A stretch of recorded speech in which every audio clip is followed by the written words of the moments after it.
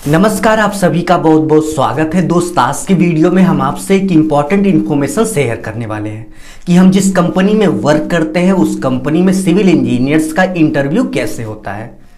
So video पूरा देखिए जिससे आपको पूरी नॉलेज हो सके कि सिविल इंजीनियर्स का इंटरव्यू किस तरह से होता है। ठीक है, चलिए वीडियो स्टार्ट करते हैं। वीडियो स्टार्ट करने से पहले आप सभी से बस छोटी सी रिक्वेस्ट है, यदि आप चैनल पर नए हो तो चैनल को सब्सक्राइब कर बेल आइकन प्रेस कर लीजिए जिससे आगे आने वाली अच्छी अच्छी वीडियो की नोटिफिकेशन आपको मिलती रहे। सो हम जिस कंपनी में वर्क करते हैं वहां पर सिविल इंजीनियर्स का इंटरव्यू 3 पार्ट में होता है और तीनों पार्ट में से अगर एक भी पार्ट में आपका परफॉर्मेंस अच्छा नहीं रहा तो आपको जॉब नहीं मिलती है। सो चलिए देखते हैं कि इंटरव्यू के फर्स्ट पार्ट में क्या होता है, सेकंड में क्या होता है और थर्ड में क्या होता है। कंपनी में किसी भी पोस्ट के लिए नए कैंडिडेट्स को जब रिक्रूटमेंट के लिए बुलाया जाता है तो ये कंपनी का मीटिंग रूम है। सभी कैंडिडेट्स को इसी मीटिंग रूम में बिठाया जाता है। ठीक है, और यहाँ पर जो मीटिंग रूम है वो पूरी तरह से सीसीटीवी कैमरे से लैस है। इस मीटिंग रूम में 20 से 25 कैंडिडेट को आधे घंटे बिठाया जाता है और इस आधे घंटे में सीसीटीवी कैमरे के माध्यम से ये निगरानी की जाती है कि आपके बैठने का सलीका क्या है और आपकी हरकतें किस तरह की हैं। ठीक है, सो इस बात को आप कहीं नोट कर लीजिए। यदि आप किसी भी बड़ी कंपनी में इंटरव्यू देने जा रहे हैं तो कंपनी के कैंपस में प्रवेश करते ही कोई ऐसी हरकत मत कीजिए जो किसी प्रोफेशनल पर्सनालिटी से मैच ना करती हो। ठीक है, सो ओवरऑल कहने का यही मतलब है, यदि आप किसी भी कंपनी में इंटरव्यू देने जा रहे हैं तो कंपनी में प्रवेश करते ही आप पूरी तरह से प्रोफेशनल हो जाइए। ठीक है, यानी कि आपके चलने का जो तरीका हो वो बिल्कुल प्रोफेशनल हो, आपके उठने बैठने का तरीका बिल्कुल प्रोफेशनल हो और इसके साथ साथ लोगों से बात करने का जो तरीका हो बिल्कुल प्रोफेशनल हो।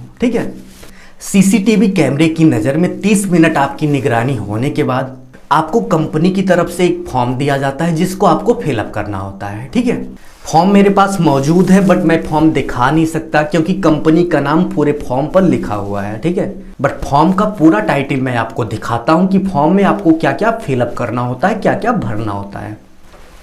सो आप देख सकते हैं कि फॉर्म में सबसे पहले आपको अपना नाम, father name, qualification, extra skill यानी कि आपकी क्वालिफिकेशन क्या है, आपने बाहर से कौन कौन सी स्किल कर रखी हैं, इसके साथ साथ सॉफ्टवेयर स्किल यानी कि आपको सिविल इंजीनियरिंग से रिलेटेड कौन कौन सा सॉफ्टवेयर आता है, पासिंग ईयर यानी कि ये सारे कोर्स, एक्स्ट्रा स्किल और सॉफ्टवेयर और आपकी क्वालिफिकेशन का पासिंग ईयर क्या है और इसके साथ साथ वर्क एक्सपीरियंस आपके पास कितने ईयर का है, करंट कंपनी यानी कि प्रेजेंट टाइम में आप किस कंपनी में काम कर रहे हो, करंट जॉब पोस्ट यानी कि प्रेजेंट टाइम में जिस कंपनी में आप काम कर रहे हो वहां पर आपकी पोस्ट क्या है, करंट जॉब रिस्पॉन्सिबिलिटी यानी कि जिस पोस्ट पर आप वर्क कर रहे हो वहां पर आपकी रिस्पॉन्सिबिलिटी क्या क्या है। ठीक है, नेक्स्ट करंट जॉब सैलरी यानी कि प्रेजेंट टाइम में जिस कंपनी में आप वर्क कर रहे हो वहां पर आपकी सैलरी क्या है, लीव करंट जॉब यानी कि प्रेजेंट टाइम में आप जिस वर्क को कर रहे हो, जिस कंपनी में वर्क कर रहे हो उसको आप छोड़ना क्यों चाह रहे हो। ठीक है, और इसके साथ साथ expect salary on this post यानी कि कंपनी में आप जिस पोस्ट के लिए इंटरव्यू देने आए हो उस पोस्ट के लिए आप सैलरी क्या एक्सपेक्ट कर रहे हो। ठीक है, ये सारी डिटेल आपको फिलअप करनी होगी। ठीक है,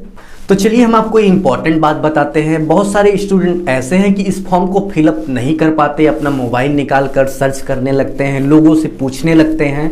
तो ऐसा आप बिल्कुल मत कीजिए क्योंकि आप रिकॉर्ड होते रहते हो, आप सीसीटीवी कैमरे की नज़र में रहते हो और 2 से 3 HR बराबर आपको देखते रहते हैं और नोटिस करते रहते हैं कि कौन से स्टूडेंट्स को इस फॉर्म को फिलअप करने में दिक्कत आ रही है। ठीक है, तो जिन कैंडिडेट्स को इस फॉर्म को फिलअप करने में दिक्कत होती है उन कैंडिडेट्स को वैसे ही रिजेक्ट कर दिया जाता है केवल सीसीटीवी कैमरे के आधार पर। ठीक है, क्योंकि आप समझ सकते हो कि जो कैंडिडेट एक फॉर्म नहीं फिलअप कर सकता वो कंपनी का लोड कैसे संभाल पाएगा। ठीक है, यही कारण को देखते हुए उस कैंडिडेट को रिजेक्ट कर दिया जाता है। इस फॉर्म को फिलअप करने के लिए आपको आधे घंटे दिए जाते हैं और आधे घंटे बाद प्यून आता है और इस फॉर्म के साथ साथ आपकी CV जो है वो कलेक्ट करके ले जाता है। ठीक है, सो CV सबमिट करने के साथ साथ इंटरव्यू का जो पहला राउंड वो एंड हो जाता है और यहीं से आपका इंटरव्यू का सेकेंड राउंड स्टार्ट होता है। सो चलिए देखते हैं कि इंटरव्यू के सेकेंड राउंड में सिविल इंजीनियर्स का इंटरव्यू किस तरह से कंप्लीट किया जाता है।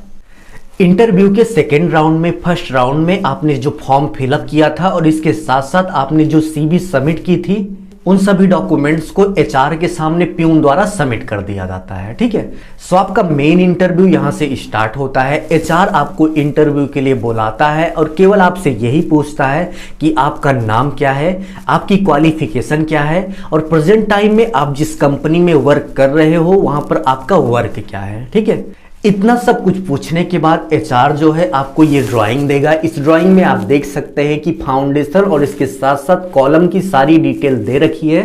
ये ड्राइंग एचआर आपको देगा और इसके साथ साथ आपको एक पूरा ब्लैंक पेपर, इस तरह से इस साइज का एक ब्लैंक पेपर देगा। ठीक है, एक ब्लैंक पेपर और ये वाली ड्राइंग देने के बाद एचआर आपसे सिंपली यही बोलेगा कि इस ड्राइंग के हिसाब से कितना फाउंडेशन एक्सहिबिशन वर्क होना है, इसकी डिटेल आप निकालो और इसके साथ साथ पीसीसी वर्क में कितनी कंक्रीट लगनी है इस ड्राइंग के हिसाब से निकाल के बताओ। और इसके साथ साथ फाउंडेशन स्टील कटिंग लेंथ क्या होगी, यानी कि इस ड्राइंग के हिसाब से इस फाउंडेशन के लिए कटिंग लेंथ क्या होगी, यानी कि स्टील क्वांटिटी और इसके साथ साथ कटिंग लेंथ आपको इस ड्राइंग के हिसाब से निकालना होगा। ठीक है, नेक्स्ट पॉइंट की बात करें तो फाउंडेशन कंक्रीट क्वांटिटी, यानी कि इस ड्राइंग के हिसाब से इस फाउंडेशन में कंक्रीट कितनी लगेगी इसका कैलकुलेशन आपको करना होगा।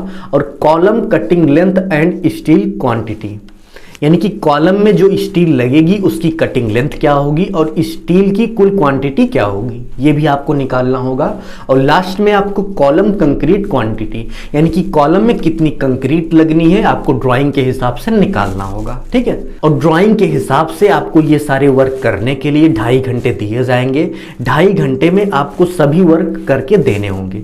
यदि आप इतना कुछ कर लेते हो तो आपका सिलेक्शन जो है वो लगभग 95% डन माना जाएगा। ठीक है, सो भाई जिस कंपनी में हम वर्क करते हैं यदि आपके पास 3 महीने का भी एक्सपीरियंस है तो आपसे ये कभी नहीं पूछा जाएगा कि सीमेंट की स्टोरिंग किस तरह से होती है, कॉलम में कम से कम कितनी मोटी सरिया लगनी चाहिए, कॉलम में कवर ब्लॉक क्या लगेगा, फुटिंग में क्या लगेगा, ये सब कुछ नहीं पूछा जाता।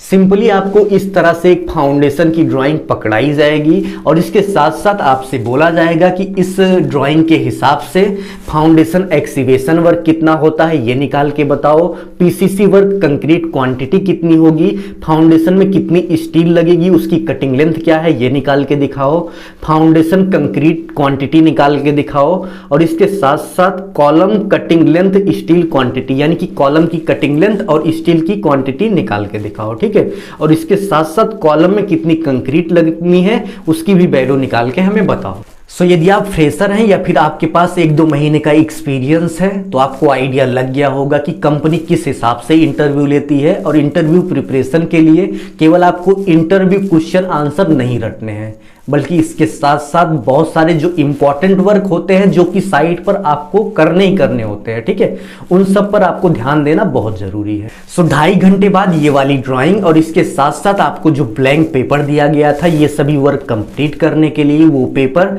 सबमिट कर लिया जाता है। ठीक है, और आपके सीवी और आपने जो फॉर्म फिलअप कर रखा था उसी के साथ पंच करके रख दिया जाता है। सो इस तरह से सिविल इंजीनियर्स का इंटरव्यू का सेकेंड राउंड एंड होता है। सो भाई कंपनी में जब भी किसी भी पोस्ट के लिए इंटरव्यू कराया जाता है तो इंटरव्यू 10 बजे स्टार्ट हो जाता है और 10 बजे से लेकर 1 बजे के पहले पहले इंटरव्यू का सेकेंड राउंड खत्म कर लिया जाता है। ठीक है, इंटरव्यू का सेकेंड राउंड एंड होने के बाद आपका लंच होगा, कंपनी की तरफ से आपको लंच कराया जाएगा और लंच पूरे 1 घंटे का होगा।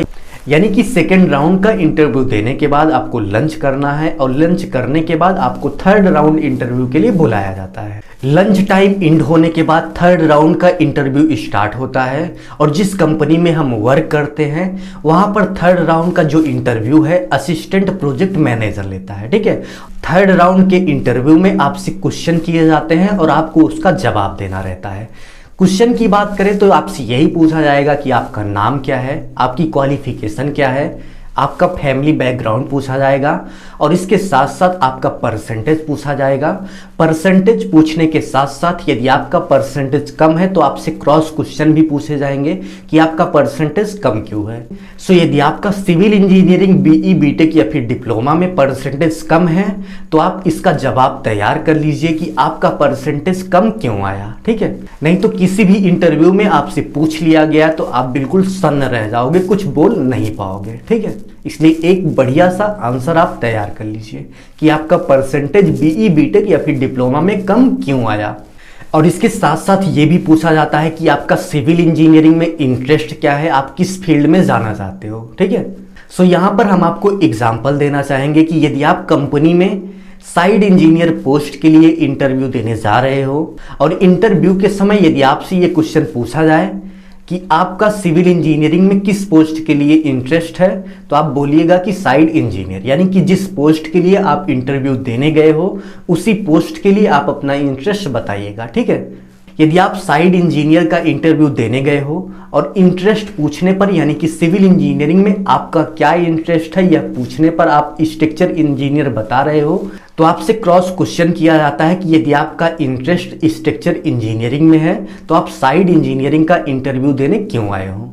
तो इसका भी जवाब आपको रखना होगा। ठीक है, यदि आप जवाब से बचना चाहते हैं तो आप जिस पोस्ट के लिए इंटरव्यू देने गए हैं उसी पोस्ट को आप बताइए। ठीक है, और इसके साथ साथ कुछ इंपॉर्टेंट क्वेश्चन आपको और बता देते हैं जिसका आंसर आप रेडी कर लीजिए। ठीक है, यदि आप एक्सपीरियंस कैंडिडेट हो और कंपनी में इंटरव्यू के लिए आए हो तो आपसे ये भी पूछा जाता है कि आप पुरानी कंपनी क्यों छोड़ना चाहते हैं। तो इसका भी जवाब आपको रेडी करके रखना है कि आप पुरानी कंपनी क्यों छोड़ना चाहते हैं। ठीक, सो इंटरव्यू के थर्ड राउंड में आपसे यही सारे क्वेश्चंस पूछे जाते हैं। क्रॉस क्वेश्चन बहुत सारे होते हैं और इसी के साथ साथ आपका थर्ड राउंड का इंटरव्यू एंड होता है। थर्ड राउंड का इंटरव्यू समाप्त होने के एक हफ्ते बाद रिजल्ट आ जाता है और यदि आपका सिलेक्शन हुआ रहता है तो ईमेल के माध्यम से, फोन कॉल के माध्यम से और इसके साथ साथ डाक के माध्यम से आपको सूचना दे दी जाती है। ठीक है, और सूचना देने के 10 दिन बाद आपको ज्वाइनिंग के लिए बुलाया जाता है। यदि आप ज्वाइनिंग डेट पर पहुंच गए तो आपकी ज्वाइनिंग हो जाती है और ज्वाइनिंग होने के बाद आप कंपनी का हिस्सा बन जाते हो। ठीक है,